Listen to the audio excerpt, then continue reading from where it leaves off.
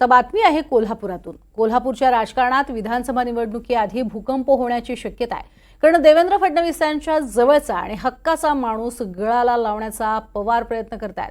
काय आहे हा सगळा प्रकार पाहूया। विधानसभा निवडणूक जवळ आली आहे आणि पवार हळूहळू राज्यात सोंगट्या हलवायला लागलेत। कोल्हापुरात मोठा डाव टाकायचा या मल्लाचा मनसुबा दिसतोय, कारण फडणवीसांचा खास मोहरा गळाला लावण्याचे प्रयत्न पवारांनी सुरू केल्याचं समजतंय। फडणवीसांचा हा ब्ल्यू आईड बॉय म्हणजे समरजित घाटगे। समरजित घाटगे हे फडणवीसांच्या मर्जीतले नेते।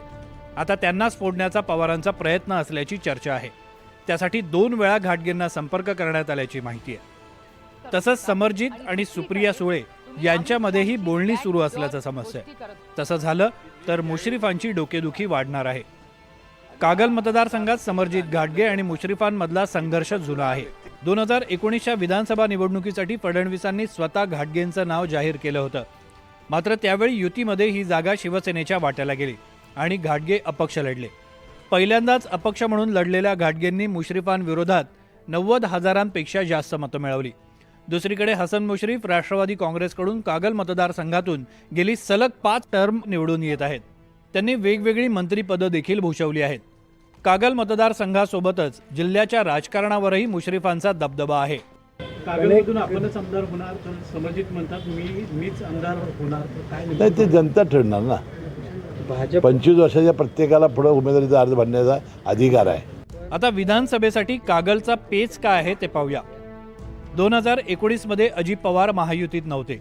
आता अजित पवार महायुतीत आल्यानं कागलचं तिकीट मुश्रीफांना की घाटगेंना हा प्रश्न महायुतीची डोकेदुखी ठरणार आहे। 2019च्या पराभवानंतरही घाटगे पुन्हा जोमानं कामाला लागलेत। बदल हवा तर आमदार नवा असं म्हणत घाटगेंनी मुश्रीफांविरोधात शड्डू ठोकलाय। माझी उमेदवारी जनतेची आहे। मी तुम्हाला एवढं शब्द देतो, पुढच्या वर्षी शाहू जयंतीला आमदार म्हणून मी तुम्हाला संबोधित करेन। अशा परिस्थितीत घाटगेंनी तुतारी हाती घेतली तर तो फडणवीसांसाठी मोठा धक्का असेल। तसंच मुश्रीफांसाठी देखील कागलमधली लढाई कठीण होईल। पवारांनी माढ्यामध्ये डाव टाकत धैर्यशील मोहितेंना हाताशी धरलं आणि जिंकूनही आणलं। अजित पवारांच्या महायुतीतल्या एंट्रीनंतर आता विधानसभेला इंदापूर कागलसारखी मैदानं पवारांसाठी भुसभुशीत ठरणार आहेत।